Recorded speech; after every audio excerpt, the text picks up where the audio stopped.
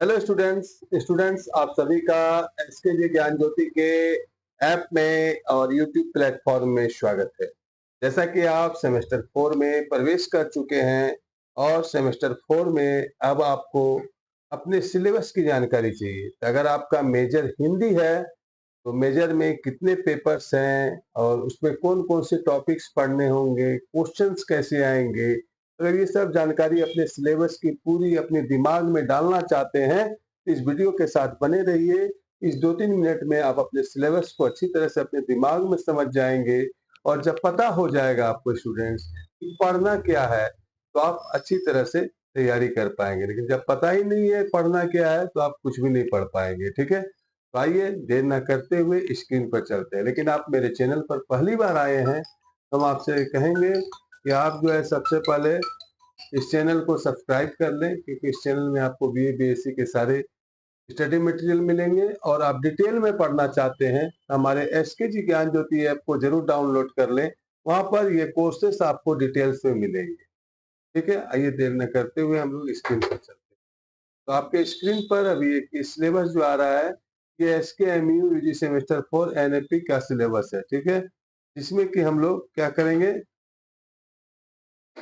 चार पे इसमें 3 पेपर पढ़ना है, मेजर 6, मेजर 7, मेजर 8। तो मेजर 6 में ये दिया हुआ है भाषा की परिभाषा। आप लोगों ने बचपन से पढ़ा होगा भाषा क्या है। भाषा वो साधन है जो हमें शुद्ध बोलना लिखना पढ़ना सिखाता है। लेकिन ये बीए का आप लिख रहे हैं, ये भाषा का परिभाषा खाली आपको 200-250 वर्ड में लिखना होगा।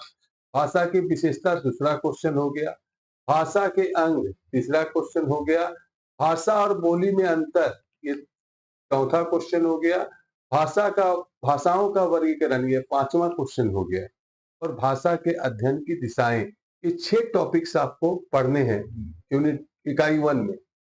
और इकाई 2 में भाषा विज्ञान की शाखाएं, ध्वनि परिवर्तन क्या होता है, अर्थ परिवर्तन, पद और वाक्य और व्याकरणिक त्रुटियां। ठीक है, ये सब आपको पढ़ने हैं जो नए हैं, बिल्कुल आपके लिए नए हैं।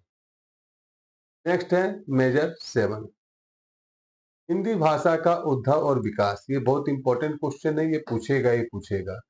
राष्ट्रभाषा और राजभाषा, कई कई दोनों के बीच अंतर भी दे देता है। राष्ट्रभाषा और राजभाषा के बीच क्या अंतर है, विश्व हिंदी भाषा से आप क्या समझते हैं।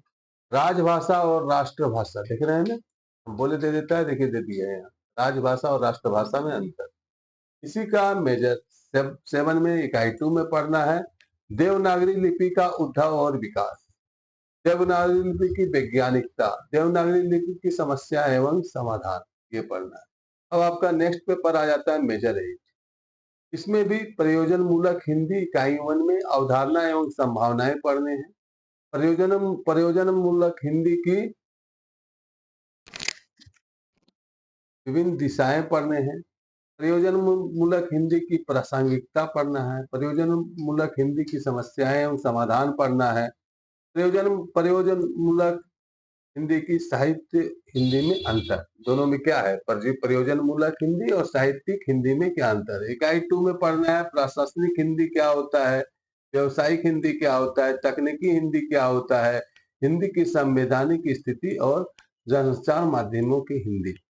ये सब आपको पढ़ने हैं, ये सब आपके टॉपिक्स हैं। ठीक है, तो अब सवाल उठता है ये पेपर कितना का होगा। सभी में आपका 25 मार्क्स का इंटरनल होगा। 3 पेपर है तो 25 इंटू 3 कितना हो गया, 75। ठीक है, 75 नंबर इंटरनल है।